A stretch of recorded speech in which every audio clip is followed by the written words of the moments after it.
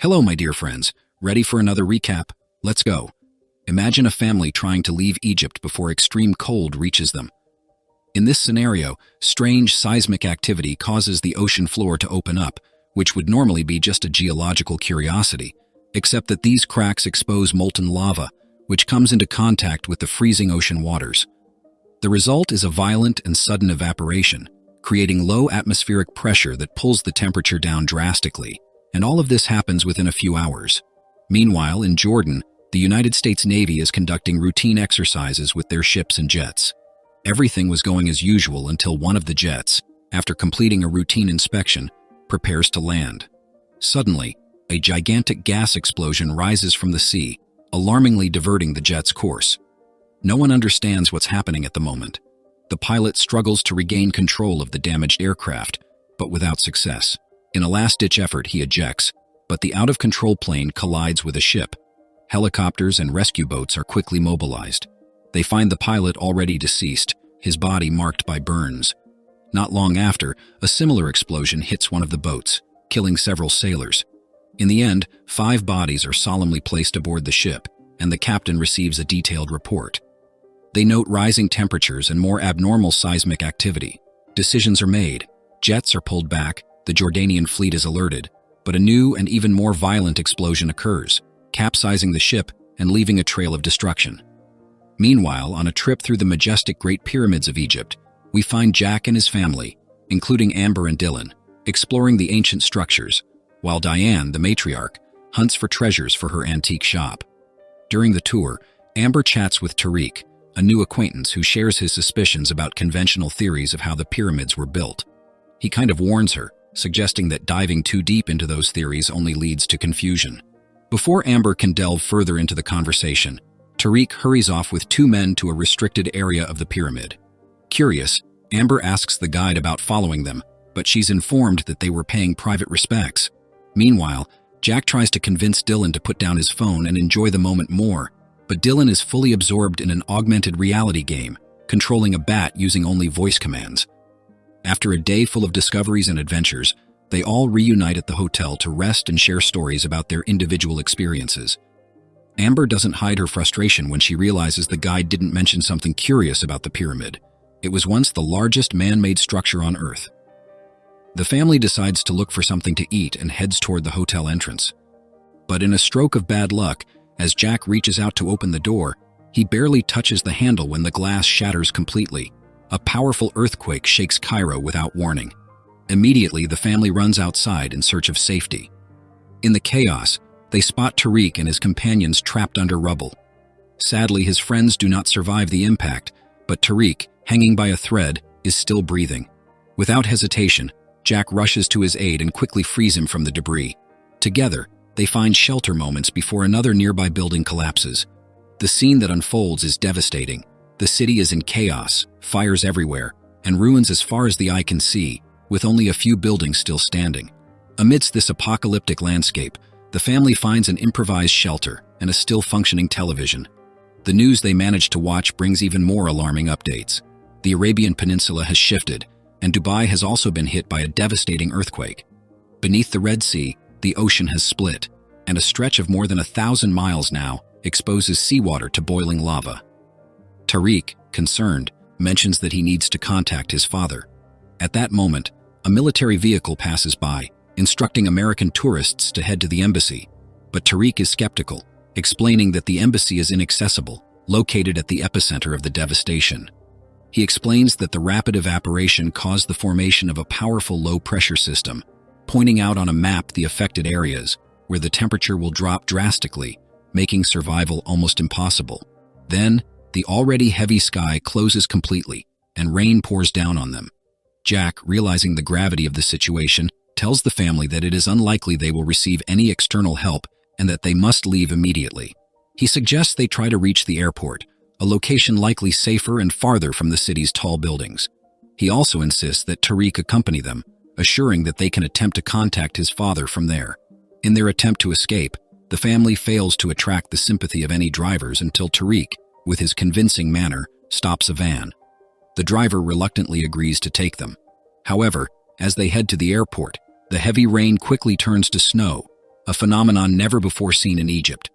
Upon arrival, they find the airport paralyzed, covered by a thick layer of snow, with all flights completely suspended.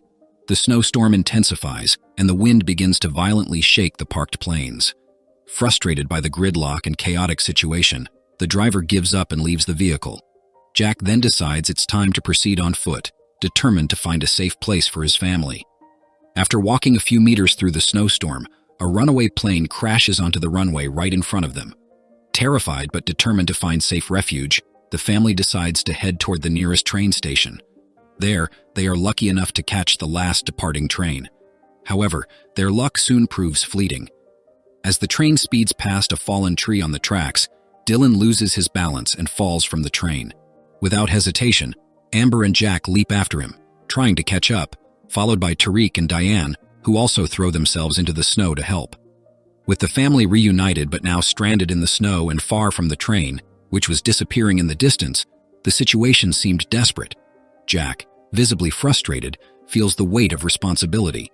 However, Tariq brings new hope to the group, announcing that he had managed to contact his father, who was arranging transport on the nearby highway. They needed to get there quickly. On the highway, the thick snow threatens to completely hide them, making the rescue more difficult. Tariq then suggests they use their phone flashlights to signal their location, placing them strategically on the ground.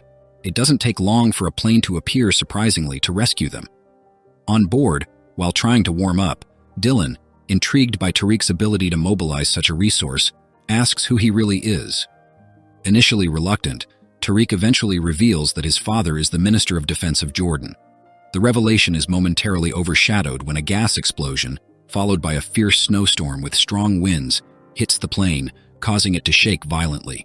The pilots struggle against the adverse weather until, inevitably, the engines begin to freeze, forcing them to make an emergency landing on the now partially frozen ocean. The landing is rough but successful, and everyone rushes out of the plane, fearing that the thin ice might break under the aircraft's weight. Once safe but still in hostile territory, the family and Tariq regroup with other survivors to discuss what to do. They decide to face the storm on foot, seeking an evacuation center they know is near the Red Sea. Along the way, they come across an abandoned camel farm and decide to use the animals, which could offer a faster and less exhausting way to travel. As they advance, Dylan notices something shiny on the horizon. As he approaches to investigate, he discovers it's the top of a pyramid covered in snow. Trying to get a closer look, he slips and slides down dozens of meters along the side of the pyramid. Jack, concerned, runs after his son to ensure he's okay. Unable to continue riding the camels down the pyramid's steep slopes, they decide to release the animals and proceed by sliding down the snow-covered ancient stones. While trying to reorient themselves, they spot part of the plane they had previously landed in, a worrying sign that they might be going in circles. Tariq insists on contacting his father, but Jack urges the group to move forward before the cold catches up with them. Fortunately, the snowstorm pauses for a moment. Shortly after, 2 cars appear, and the drivers, who witnessed the plane crash, offer them a ride. They are heading to an oil refinery, which locals have turned into a camp after the workers evacuated. At the refinery, the group receives food and supplies. Jack asks the camp leader about the possibility of getting vehicles to reach the evacuation center, but the leader is skeptical and doubts such a center even exists. At that moment, a small earthquake causes an oil barrel to roll directly into the fire, triggering an explosion. Fortunately, no one is injured. Seizing the tension of the moment, Jack warns that everyone must leave with them or risk freezing to death. One of the locals argues that they have enough supplies to survive for weeks, but allows anyone who wishes to leave to go. The group decides to move on, leaving behind those who chose to stay. On the way, the situation worsens when a hailstorm starts bombarding the cars with huge chunks of ice.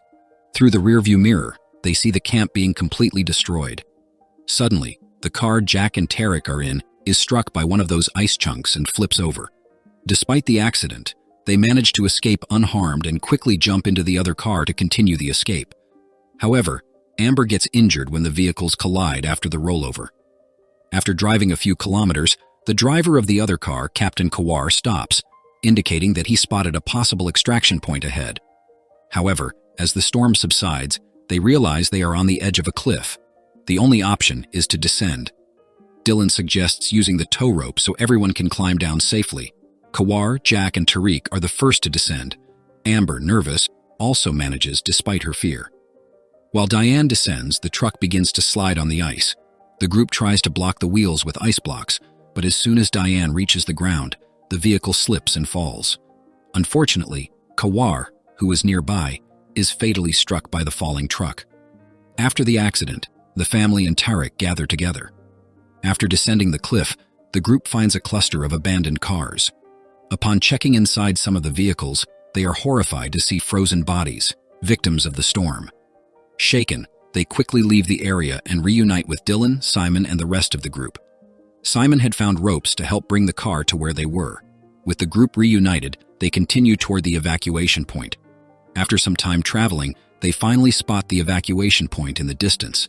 However, a small earthquake shakes the ground, and Jack loses control of the car, which can no longer move forward. With no other option, the group decides to continue on foot. Upon arriving at what they believed was the evacuation point, Diane realizes that they are actually in front of the Saga Dam, with the Red Sea and the real evacuation point on the other side. Before they can think about how to cross, the dam begins to crack and panic spreads. Part of the structure collapses, revealing frozen water trapped inside. A deafening sound of cracking echoes, and the dam begins to crumble rapidly. Amid the chaos, the group tries to climb up the valley, but some people fall to their deaths. Diane and Dylan manage to find refuge in an abandoned phosphate mine, which appears to have no exit. Dylan, showing his intelligence, uses the vapor from both of their breaths to track the direction of the airflow, just as he had done in a game before. Now, they are like the bats from the game, using their breath as a guide to find a possible way out. Thanks to Dylan's idea, they manage to escape the mine and rejoin the rest of the group, although Amber's injury has worsened. Jack and Tariq help Amber walk as they continue searching for the true evacuation point. They reach a small hill but soon realize a massive storm is rapidly approaching. Against Jack's advice, Simon desperately runs toward the hill, believing he can cross before the storm, but he's instantly swept away by the violent winds. Diane suggests the group go back and use the phosphate mine tunnels where she and Dylan were trapped. With no better options, they all enter the tunnels. As they advance, Amber begins to feel warm, a sign that something is changing. After moving a bit further, she discovers a stream with unfrozen water. She tells the group that the water must be heated. Curious, everyone enters the water to see where it leads. However, they end up falling into a small underground lake, except for Amber, who is hit by a rock and falls onto solid ground. The group helps her down, but they soon realize that Dylan is missing. Desperate, they start searching for Dylan inside the cave, calling out for him. When they reach the beach, they continue the search, but exhaustion and despair begin to take a toll on Jack. After enduring so much, he finally collapses on the ground, out of strength, and loses consciousness. Fortunately, medical teams quickly arrive, place Jack on a stretcher, and administer oxygen, stabilizing him. At that moment, Dylan appears running toward his father. Jack, regaining consciousness, hears Dylan explain that Tariq's father's boat rescued him, and that his father is now leading the rescue operation. Relieved and emotional, Jack expresses his gratitude that his family survived so many challenges, knowing that many others weren't so lucky. United, they walk toward the rescue helicopters and ships, finally feeling that the worst is over. Although they faced snowstorms, earthquakes, and the constant threat of death, their family bond remained strong and kept them resilient. Now, as they move away from the chaos, they know the world is entering a new climatic era, an ice age that is turning once hot deserts into frozen and inhospitable landscapes. If you enjoyed this movie, I recommend watching this one here too. I'm sure you'll love it. See you there.